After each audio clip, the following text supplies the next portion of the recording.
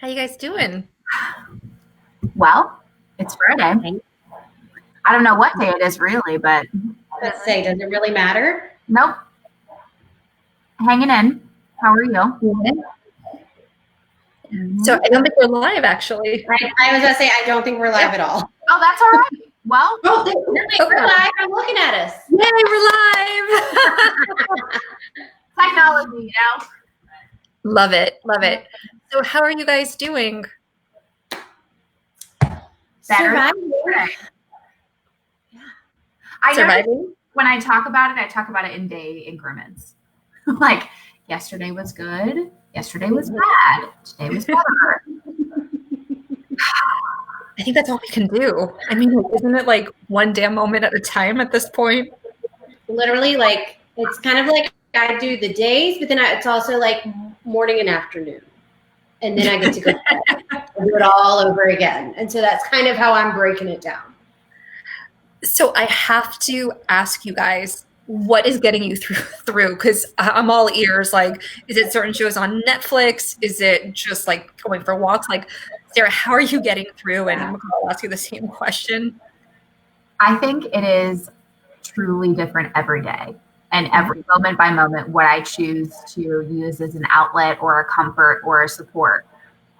It might be I'm checking out and I'm watching stupid TikTok videos or making videos, or I'm watching a documentary that I think is super interesting. It sometimes it's sort of this, I really just need to kind of numb out for a second in a healthy way, or it's me, I want to engage, I want to call a friend, I want to go for a walk and get outside. So it's different all the time. Yeah. So true. What about you, McCall? In your small amounts of moments without like the little humans? Yeah, I mean, it's pretty much just chaos, the same amount of chaos around here that there always is, but it's just in a very confined space and we don't get to get out much at all. Jordan and I, it's just like the rat race of the day, and then it's like, when can we put the children down and just watch? Like, right now we're watching Ozarks, which is slightly disturbing, but also very engaging and good. Tiger King has been very helpful in the apocalypse. It's literally, and I mean, to be honest, like I was talking with my sister this morning and I said, she was talking about like, we're just to get used to this new normal. And I was like, we're really, not that we're okay, but we are kind of diving into this new normal. And I think that's something that we're all slowly adapting to. And so it's just, we get by with just a hell of a lot of laughter. I mean, I'm lucky to be with a partner that makes me laugh nonstop. So it's chaos, and I know that this will end, but we're just kind of getting our little daily routine.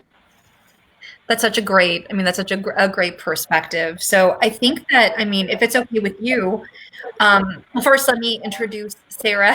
I haven't even introduced you yet. So Sarah is a dear friend of the Alliance.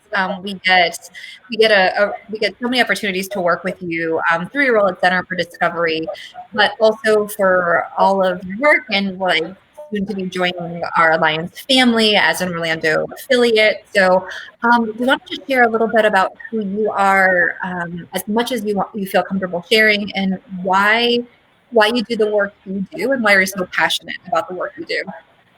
Yeah. Well, thanks for having me, first of all. And I love getting to work with the Alliance and having this opportunity, which is something I never thought would even be possible. I didn't really see this as a path for me. Like you would have asked me a couple of years ago what I'd be doing. Number one, it wouldn't be doing this in a pandemic. Number two, there's a lot of things I didn't foresee happening, but I got into my own recovery from an eating disorder, and like you both, was really passionate about other people not feeling alone in the process. And so I kind of came into this whole field and now working in it professionally, but also just finding a lot of that it keeps me going in my own recovery and accountability to be able to share with others, just the journey and how life is very difficult to navigate enough. And I think you just need more open vulnerability and stories of, some of our dark moments. So that's led me to so many different stepping stones of being here. So that's that. I mean, yeah. I think that that's so huge. And I think, something that McCall and I talk about all the time is utilizing, what we've been through and what we are continuously going through to pay it forward and to make a difference. And I think that that's just so unbelievably important and so powerful. And I think that that's why I am so humbled to be here with you two, that I obviously are family members and friends. And so when we were starting to talk about our Facebook Live tonight, the one thing that, Sarah, McCall, and I really wanted to talk about was these mixed messages that we're getting from social media. Like, on one hand, social media has been so incredibly important with connection, with being able to support one another. But then at the same time, we're trying to navigate the COVID-19 and the needing to, look a certain way, do a certain thing, like have that perfect schedule for like your kids and everything. So I guess my first question, I guess the question for you first, Sarah, and then McCall, I would love to have you answer it, is how are you navigating this? Like, how do you navigate social media, like, generally? Generally, I think for a person in recovery, you're kind of navigating life and social media through a filter on the screen, right? Because you have to challenge a lot of what you're seeing on a daily basis, whether that is diet culture or unrealistic beauty or just things that don't make you feel good. And so I've sort of had to do a scan on my end and filter through, what is beneficial for me on a daily basis. Does this, does this make me feel empowered? Does it make me feel connected? Or does it make me feel lonely, isolated, just icky? Then that's got to go. But now we're in the space where, it's very weird because we need technology. We really do need media to stay connected. But it's also this balance of I feel oversaturated. We have endless options of exercise, live videos, meditations, and all good things inherently. But I do feel at times very just completely overwhelmed. It's kind of paralyzing. So balancing that. Yeah. Oh wait, I think you're muted, Joe. Can I hear you? Sorry. Sorry. Yeah, better. There you go. What I was going to say is that's so insightful and so true about balance. How are you navigating it, Nicole? I mean, I love media. There's no question about that. But there is such a balance. And I think just being aware that there's so much comparison and so much, is human nature. And so that's valid and it's going to be there. And I think that obviously if someone or an account is making you feel less than, we're going to unfollow. And if it's a friend, you can mute them. I mean, that's what we always say. But yeah, I mean, right now, I think the pressure is so hard as a mom who works from home and now is suddenly teaching her children from home. That pressure has skyrocketed because I have friends that are like, oh, well, then we're going to go out and do this activity together. And I'm like, I'm on by a thread and my kids are living on the screen because that's all I can do. And it really boils down to, at the end of the day, just giving myself a lot of grace. Glennon Doyle said this week, she was like, turn on closed captioning for the kids on TV and call it reading. So, I'm just kind of finding humor in it and just saying like, it is what it is. This isn't going to last forever. Their brains aren't going to be fried, but there is so much comparison out there.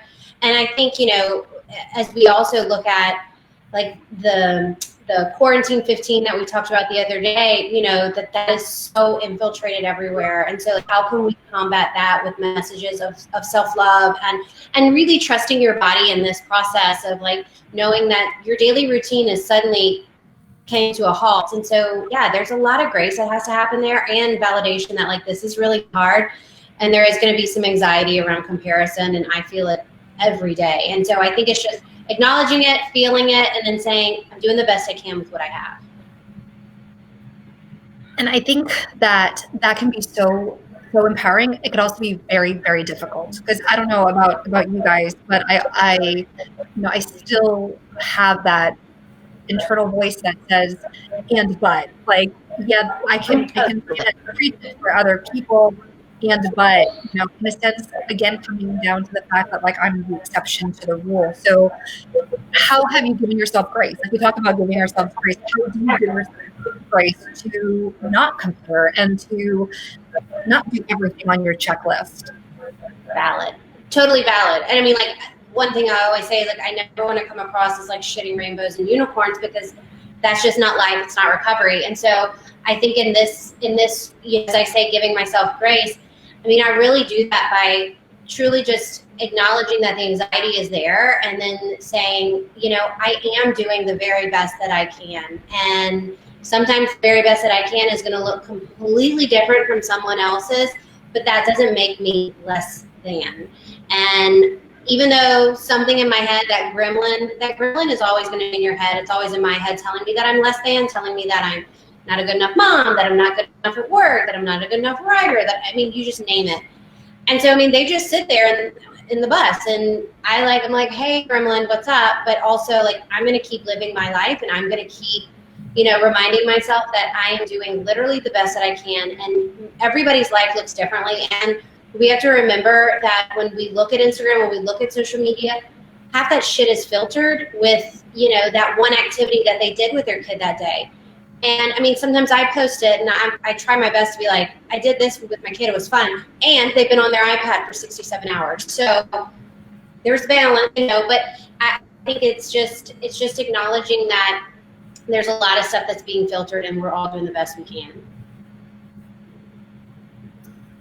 Yeah, and I think of I don't even know who told me this along the way, but just the reminder that there's no perfect way to eat, and we can apply that to everything. And during this time, there's no perfect way to handle this time of life. All I feel is there's solidarity, that this is global, and every person feels this sense of fear, anxiety. So sometimes when I get on social media, I do feel sort of the solidarity, and that is a great reminder. Rather than, because I will say, when I'm doing like virtual chats with friends, and we're all in a really vulnerable place, and I've had some really good raw conversations with people. So I do think that on the flip side of it, there are people that are using social media right now to say, this sucks, or today is hard. And like, I love that, Nicole, that you mentioned Glennon Doyle. The morning meetings are just like crashing in. Yeah. So like, finding people like that you know that you can kind of turn to, but it's tricky. And I will just say too, with the dieting and the jokes about this, I think it's just sort of how people cope, with humor, and they just don't understand the repercussions of humor right now, because this is people's nightmares to be isolating and cooped up. So definitely, and for people who are, people who have a history of eating disorders, right? Like, so it just brings up, it sort of are pulled in this strange push and pull, because on one side, like, you want to consume social media because you want to feel that connectedness, and you want to be able to watch women's morning meetings, right, which are giving me life right now. Or clicking up to see if Brene Brown has released a new podcast. But then at the same time, like, someone who I used to follow on social media now, who was always very, very, for me, healthy and very inspirational to follow, all of a sudden they're talking about, like, well, we don't have access, to these types of food, or we're not moving as much as we should, so we should be doing this. And you're like, seriously, what the F? Like, you are a very safe person for me to follow. And then I have this internal conflict of, Can I be following them? Should I be following them? How am I feeling? So how do you make that choice of, yes, I should continue to show up on social media, or maybe I need to scale back? Like, what is your rule of thumb, or what have you found to be really helpful? With balancing social media, or just seeing people and having them come off the pedestal? I think a combination of all of it, to be honest with you. I think balancing social media first and foremost is so huge, but then, but taking people off the pedestal. Yeah, I mean, Sarah said this earlier. I mean, there is this, and I got these great comments today earlier. You know, there is this solidarity that you feel online right now. A lot of times that's your only like kind of connection is, oh shit, we're all in this together.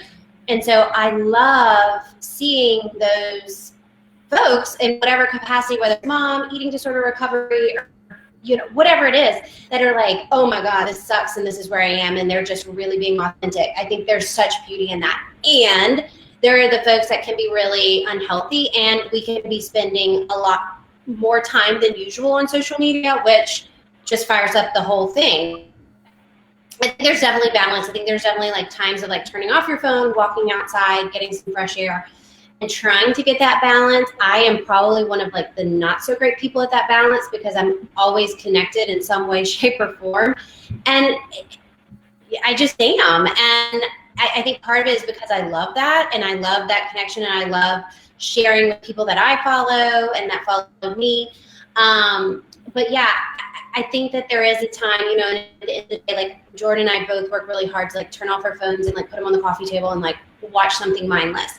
But just finding that no one can tell you what that balance is, and that's only up to you. And just think that, you know, just the same that goes with the gremlins on your bus, whatever gremlins that might be, only you can really figure out how to navigate that with the help of a therapist, dietitian, whatever that looks like for you. But that's only you, right? We can only save ourselves. We can't save other people. So whether you tune into here to get like the cure and know-how, like we're not going to give it to you because we don't know. We're all just treading water too. And I think about falling off the pedestal, you know, a lot of folks, this being at home all day brings up a lot of people's worst nightmares of you're home all day long by yourself, food or no food, whatever that is, but like you're at home by yourself. And so there's a lot of like people, but myself included, lots of people that productivity is like their worth. You know, productivity is no longer my worth. It used to be for my life, but it's something that I like doing and going. And part of my practice lately has been with my therapist last week. She was like, can you just sit though? Like, do you know how to just sit, not tinker? You know, like, cause I'll go outside to my flowers and I just want to like pick weeds. She's like, no, sit, like, look at your flowers. And I was like, well, hang on, like, I need to like do, and she said no. So I think this time is bringing up a lot of feelings, and whether that's manifesting in food, body, or whatever it might look like, you know, people are going to fall off their pedestals, and that's okay, because people are all people. Nobody's perfect. As much as we love the Glenna and the Glenna, the Renee, all the folks, like, we're all human, and we're all doing the best we can. That's so true. Sarah, I don't know if you have anything else to share about that. I mean, you have such wise words always. I don't know. All I could, McCall, when you were talking about tinkering and wanting to be in like 7 places at once, the prime example I can think of is the other day. I just feel like because our routine is sort of shattered and I have every option to join maybe a virtual webinar. So I'm sitting on a conference call while I'm actually zoomed into a virtual yoga class. And it just hit me. I was like, this is not mindful. This is not what I'm trying to accomplish. But I literally was trying to be in 2 places at once. And I do that in real physical life, but I was doing it virtually. And I was like, everything has to stop. And I had one of my most anxious days yesterday and let myself break down and cry and feel how hard this is right now. And I sat there, I looked out my window, and I just tried to be really mindful and just breathe. And I think turning inward and learning to listen for a minute, because there are so many messages.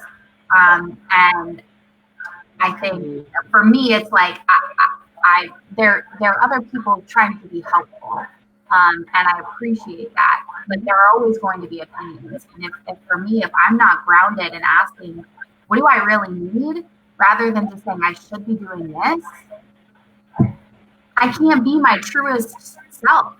So, especially right now, I need to listen to what I need, and it's like it's a thumbprint. It's very unique to what I need in that moment. Yeah. So if I have to miss that yoga, whatever, I'm always going to miss out on something. Like you're always going to be saying no to something. But if that means you're saying yes to you, great. Yeah. That's so awesome. That's so awesome. I love that thumbprint. Like that's so true. That thumbprint of like nobody else can really tell you. You've got to navigate that road. And while this time really sucks, it's also, and we don't have to be like crazy productive and come up with like laws of gravity, but I think it's also like can push us and challenge us to close the computer, close our phones, remove the watch, and sit down with a pad and a piece of paper and do something crazy like journaling. Like it can, when you have that silence, it can really bring up some stuff and some stuff to work on, some stuff you didn't realize. It can be a beautiful gift. It can be, and also remembering that, you know, what self-care is or what one day looks like. And I think you guys both just said at the beginning, is going to change daily. I mean, there's days where all I want to do is sit in front of the TV and watch Bravo. I mean, seriously, like Vanderpump Rules is like gives me strength and like keeps me getting, you know, moving. And then there's days where I just need to be in a room by myself with no radio, no music, no nothing, just be able to center. And I think it's just like so many of the tools that we learned in recovery is that not everything's going to work every single time. And I think for those of us who are so like type A and put it out, and it's like, well, this is what works for you typically, and then all of a sudden it doesn't work. You're like, seriously, what the hell? But it's just giving yourself that voice we talked about to be like, I just want to go and journal, or I want to color, or hey, I want to play with Lego. Like, I have to tell you guys, like, sitting with Annabelle's Legos sometimes after she goes to bed and just like mindlessly putting them together has literally been such an amazing escape. So, you know, so just realizing that even though it is your thumbprint, like your thumbprint's going to change just a little bit, like depending on what you do in that moment. Like, I mean, I don't know about you guys, and I do want to shift this because this has come up a lot, and we've gotten a few questions about this. We're definitely going to talk about the elephant in the room about like, you know, diet culture and exercise and that. But we've also gotten some inquiries about navigating just the whole coronavirus and like wanting to have so much information, but then very, very much realizing that having all that information is very anxiety provoking at the same time. So that balance of consuming enough information, however, not overdoing it. So McCall, how have you been able to sort of draw that line? Like, are you looking at anything? Are you looking at nothing? Like, how are you navigating that? I literally look at nothing. You know, in the morning I'll flip on Today's Show and see Savannah Hoda, and I'm like, okay. I think many people know my sister's an infectious disease doctor in Cambodia, and so she has given me the golden ticket of news, which is don't watch it. And if you want information, look at the CDC, look at Harvard, look at World Health Organization or NIH, where she works. And so those are your things. Because honestly, there's so, in specific to Corona and COVID-19, however you want to call it, they are doing research at a lightning pace right now. So there's so much information coming out. And so all the information is blasted out to news outlets. And so the news outlets can just grab. None of this research yet, it will be one day, has been fully, you know, thought out. So it's all like, it lives on saran wrap for this long. It lives on cardboard for this long. On your lip gloss, it's going to be this long. And so it's like, oh my God, is your dog going to get it? So Jessica, my sister, says, turn off the TV, turn off the news, you know, we'll watch our local news here and there. But yeah, I pretty much kind of tune that out because nothing is going to change what I'm doing, and what I'm doing is doing my best to keep my family safe, and that's by staying home and social distancing. And so we're just going to keep on keeping on until my sister tells me I can come out. I love that, McCall. I also think it helps that you have a sister who does that. Yeah. So nice. I mean, not everybody has like a Harvard-trained infectious disease doc, but it's me. Yeah. Can I get her Cool. number? Yeah. I go back and forth too because I think I judge myself because I'm like, I don't want to be ignorant. I want to be in the know. At the same time, I would absolutely make myself nuts if I turned on the news every day. So I've had to shift my routine because usually my morning is turn on NPR, and I used to love, I loved that before. Now I know exactly what I'm hearing about. So now I turn on like my favorite music. I turn on my Maggie Rogers, and that is because right now we care more about surviving, like that truly, rather than, because I think for some people they feel like getting the information makes them feel better because then they know and then they have some semblance of control. But at the end of the day, none of us have. We're globally out of control. So, like you said, Nicole, we do what we can. We social distance. Like, we be responsible, but when it comes to the daily updates, no thanks. I'm so with you too. I mean, I was reading it, consuming it 24/7, and in all transparency, my anxiety was the worst it's been in 20 years. And I was like, I mean, I actually, and I think I shared this with Nicole and definitely in our check-ins, like, I removed the Facebook app from my phone just because it's such a part of my daily routine to go on Facebook, go on Instagram. I mean, I do it honestly, if I'm being totally honest, it's the first thing I do in the morning, and it's probably the last thing I do before I go to bed. And I think things have shifted just a little bit, but literally for the first 3 weeks, this is all like anybody talked about, and it was all of these cases and people like losing their life, and it's definitely happening. And then I was just getting caught up in it, and I really appreciate Sarah what you said, because for me there was a little bit of like the change spiral going in there too. It was like, well, I have to know about what they're talking about so I can have a conversation, so that I like all of that. So I think it's really being very mindful of what's going to be helpful and what's going to be harmful, and really like laying that out. And so I think that's a really great transition to talk about diet culture, because I mean, well, for me, I think it's all bullshit, but that's just my personal opinion. But talk to me about diet culture, like, because I mean, I have so many thoughts about it. I hate it, and it's something that's very pervasive in every single day life. Definitely, I would say more so right now, which I can't for the life of me understand. I mean, I understand, but I don't understand. So how are you guys navigating it? How are you dealing with it? Like, just talk to me about all the things. Sarah, you want to take one first? Yeah, I'm still figuring that out. I'll let you know when I have an answer. Like, I wish I had an answer. It's such a consistent challenge, and honestly, at times uncomfortable, because it might be people that you love saying things. And I feel so deeply for people that are in recovery, maybe quarantining or at home with family members that are not supportive of their recovery, or just don't have a healthy relationship with food, or in people that don't have access to food. It's just so much, like, I have so much solidarity for that. But yeah, I mean, it is very challenging. Find your safe people. Like, find your crew and the people that just understand and are able to give you some truths apart from all of the bullshit, like we said. I mean, I kind of feel like I have like a horse with blinders sometimes. And sometimes there are conversations that I've just had to walk away from, or conversations where I have felt comfortable enough to say something. But, McCall, I mean, you go. I could I could just keep going. It's like, it's frustrating.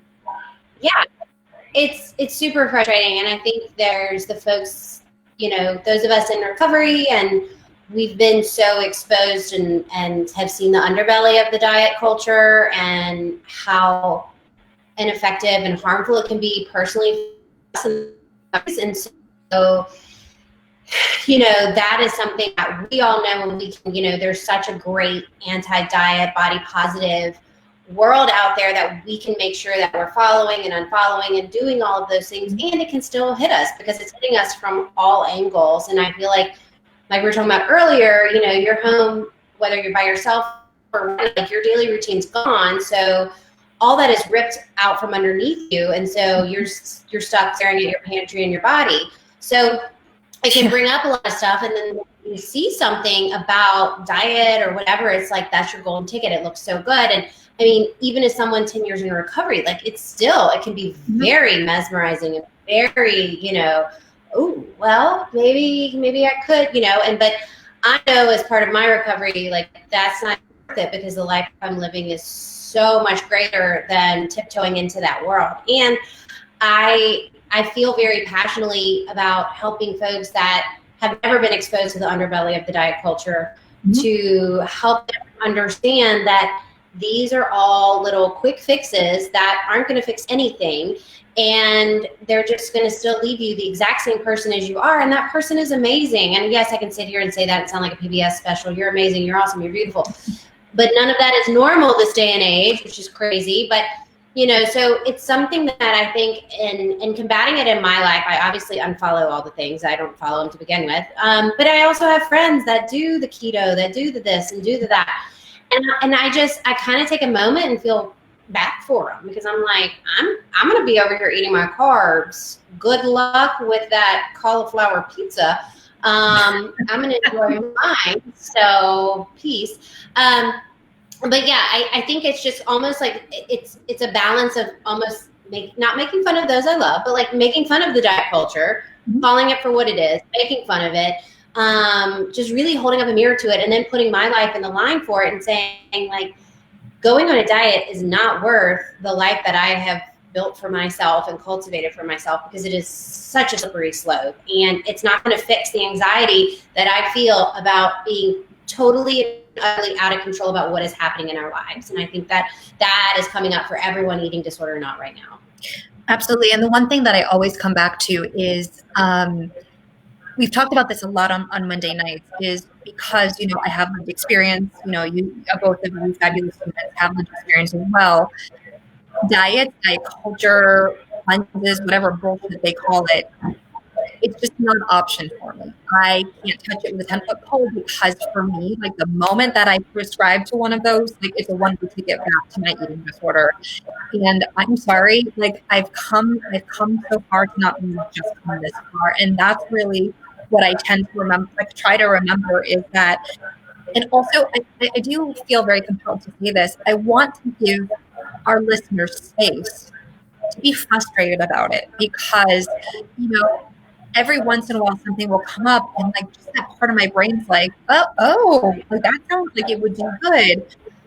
I don't have that luxury anymore. And I sometimes have to give myself the time and the space to be pissed about the fact that I can't do the things that other people do. And it's okay. Like just how, I have, family and friends that are close to me that are, sober and we don't have the luxury of just having one drink or a glass of wine anymore. Like it's unfortunately my genetics, it's my history that I don't have the privilege. I get to mourn that. That's absolutely okay to mourn. But, you have a short, like I give myself a small window and then I'm like, let's get it on. Like, let's move. Because for me, being in that space never ends well for me. Yeah. I totally. Go ahead. I was just going to say, I'm thinking of when in the past, when I've fallen into diets and into my eating disorder, it's the false sense of control. And now more than ever, I can just see all of us wanting to have a semblance of control. So for me, if I can limit my anxiety as much as possible or try to alleviate it, because anxiety is sort of the symptom for me that gets me my most vulnerable place to relapse into behaviors. And I can imagine for a lot of people, whatever their mental health struggle is, or if they're struggling, it's like you're feeling really anxious, you're gonna cling on to whatever it is that's going to make you feel better. So we really have to reject and be these sort of rebels in the sense of, no, what you're telling me does not work for me. And we're in a time of like food scarcity. We don't have all the options. So this is like what we kind of have to really go back to the basics. And just like we can't trust what diet culture says, it changes every 10 years. In the 90s, it was like fat was bad, then sugar was evil. I mean, it demonizes everything. So again, we have like, who can we trust? We trust ourselves, and we trust, our treatment team and our safe people. Yeah, amen to that. Amen to that. I don't know, Nicole, if you had anything else to share about that. I mean, I know we could talk about it all night. I can talk about it all day. I just like reiterating everything that y'all said, and that, I totally, Joanna, like the grieving is so important. And folks, a lot of times when you're in that process of recovery, whether you're like 10 years out, 20 years out, however many years out, it doesn't matter. Grief doesn't have a timeline, and we still get to be pissed however many years out. And so even if you just left res, you still get to be mad about whatever it might be. And so I just want to remind everyone that grief, and we can be grieving, we're losing, if this time of year for me, I celebrate Easter and I'm not home in Louisiana where I'm supposed to be. And that's always that. We have such strong Easter traditions, and we don't have that. And so like, I'm kind of grieving that, and that's okay. And, for folks that are celebrating Passover, things are all different and change, and birthdays that are happening now. So I just like, give yourself that space to grieve. I think that was a really big point that you made. Yeah, no, absolutely. And the one thing that I always come back to is I refuse to not be in a healthy space when all this is done. I mean, when the doors open, like the doors open, like I want to be part of life. I want to show up, and I know that for me, listening to that negative chatter and partaking in that negative chatter is not going to entitle me to get there. So as much as sometimes I want to listen to it and give into it, I'm like, absolutely not. Like, I know that the minute I can be out, I want to go out. I want to hug my family. I want to take my kids to the beach. Like, I want to be in my office with all of my amazing colleagues. Like, I want all those things to happen.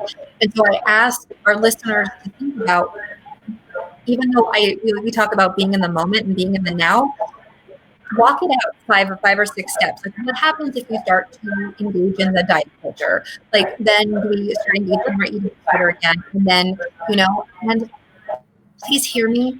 This is supposed to be messy, and it's supposed to be like, like I think you said it at the beginning, McCall, holding it together by a thread, like that's okay. Like, I mean, there's days where it takes everything in my power to take a shower and like put on my next pair of stretch pants for the day, and that's okay. And then there's days where I'm gonna wear full, like, pants with buckle on it because I want to wear that day.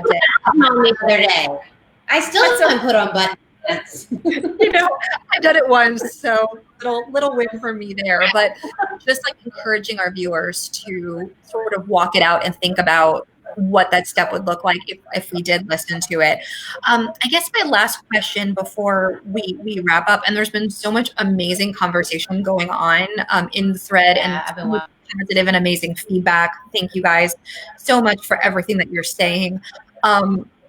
Is really like negotiating movement and exercise. And I don't know about you guys, but I was tagged in about 4 or 5 different push-up challenges, and like I was nice on my first response to one of them. My last one, I just did like the middle finger emoji. Like, that was all I had in me. So how are you guys navigating the chatter around movement, your interaction with movement, and specifically for the people that are listening in, what would be some tips as to like evaluating intentions behind movement? So I don't know, Sarah, if you want to start with one or all of that.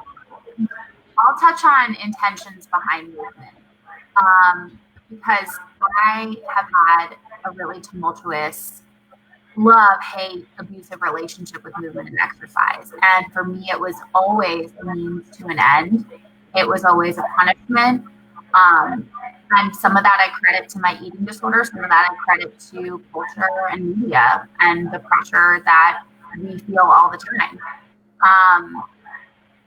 This time and this season has made me really reevaluate when I exercise and move. Am I doing it for performance or am I doing it just to feel good? Because how many people are just walking outside right now?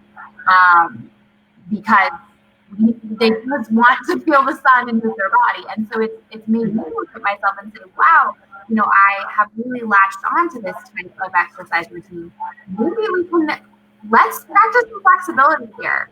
Because at first I was like a kid with a temper tantrum. I was so pissed that I love boxing. I can't go to the gym and box. That sucks. It freaking sucks. And I've had to rework some things. So it's been a really good, frustrating challenge to say, all right, well, it's time to listen to your body. And if flexibility in your routine is important, and it's a good challenge to take my own recovery to the next level, I think. Yeah, again, just having your routine stripped away is bringing up a lot of things. And for, body movement is such a tricky piece, especially to the recovery puzzle. Certainly one of the last things that I made peace with. And it was definitely something I struggled with. I did not understand exercise to be anything but calories out. That was its only place in my life, was how much can I burn? What can I do? What's bigger, better? And now I kind of come at it from, it's like an intuitive eating piece. What do I want to do today? And I have found this wonderful Pure Barre studio right by where I live, and it's very body positive. It is literally all ages, all shapes, all sizes, and they've gone to a virtual platform, and it's been so fun to be able to still kind of connect with them. And some days I wake up and I'm like, I'm tired, and I don't do anything. And so I think finding that balance, I also want to asterisk, I've worked almost 10 years on finding the balance, so it's been a long time coming. And just really learning to sit with my body and saying, what does my body need? And that can be super scary, just to sit in your body and say, what do you need right now? And sometimes what I need is just sitting outside or watching the kids swim or whatever it is, and just being, whether it's outside, whether it's inside, but there is such pressure with the push-up challenge and this, and I'm working out here and I'm going to show my workout, and I'm like, ugh. I actually did post a time lapse yesterday because Elsa, my dog, was in here with me while I was trying to do Pure Barre, and it was a disaster, so it was really funny. So that was the only reason I posted it. But yeah, the push-up challenge, I'm like, no, not going to do that. There's nothing good that comes out of me posting myself doing push-ups and tagging other people. So I will totally participate in the first pick challenge of Jordan and I when we were babies, 17 years ago. But yeah, I just, again, doing those kind of things does not have any merit towards my recovery. And I think one of the best things was said by my therapist from treatment. And she wrote me a note at the end of my treatment stay. So luxurious. Quite the stay. She said, always put recovery first. And that became my mantra. And so it's literally, does a push-up challenge honor my recovery? No. Does me going on a walk today honor my recovery? Is my walk coming from a place of mindful movement? Yeah. And if I kind of feel it's the slightest bit of eating disorder pull, I'm going to sit back. And sometimes I gave in to the eating disorder pull, and that's okay too. I was honest with my team. So I think it's a combination of just being honest and learning just to really sit in your body. I love that. And for me, and one of our colleagues at the office, Liz, talks about joyful movement. And I think I've been really trying to keep that in my mind's eye. But I also want to share that maybe any talk of any movement whatsoever can be very triggering for people, right? Like for some people that are not able to do exercise on any level, move their body on any level, this is where, unfortunately, along with everything else, it requires you to use your voice. And if someone around you is like, telling you to get up and move and go for a walk, and it's like, I can't do that because for me, my eating disorder turns it and says, well, we all know where it goes with it, is having to use your voice and put out that boundary of like, I'm really sorry, I can't have a conversation about any kind of exercise. I had that like boundary with my friends and with actually a lot of my family, particularly my dad, about I cannot talk about exercise. I cannot talk about specific foods. And if you do, I'm going to have to disengage from this conversation. So, going back to what you guys beautifully said is navigate the discomfort of not having your typical routine, and examine the intentions behind, like, if you are able to move your body, am I doing this because I want to, or am I doing this because I feel I have to? And really be talking to your treatment team through this. I can't stress that enough. Like, talk to your treatment team, talk to your safe people. If even something that's said on a webinar or on a Facebook Live or a check-in or whatever it is creates internal conflict and it sort of activates, like, bring that up to your team. It's an amazing opportunity to explore what's really underneath everything. So, I love, you guys just said it so beautifully. So before we sign off, I have two last questions for each of you. One of them is your favorite Instagram or Facebook accounts outside of the Alliance and Southern Smash, of course, that goes without saying. And someone who you've loved following during this, or something that you loved doing during this. And I will probably share that all of us will have the words Glennon Doyle and Brene Brown in our share. But if I could ask you guys to just possibly think about this. Yeah. Glennon was my first. So, McCall, I wrote a couple down. Okay, you go. I really appreciate the account, The Chain, on Instagram. They're fantastic. They're so positive, so pro recovery. And then quotes by Christy on Instagram. Really positive, really, aesthetically pleasing. Yes. I like to laugh a lot. So I follow Heather McMahon.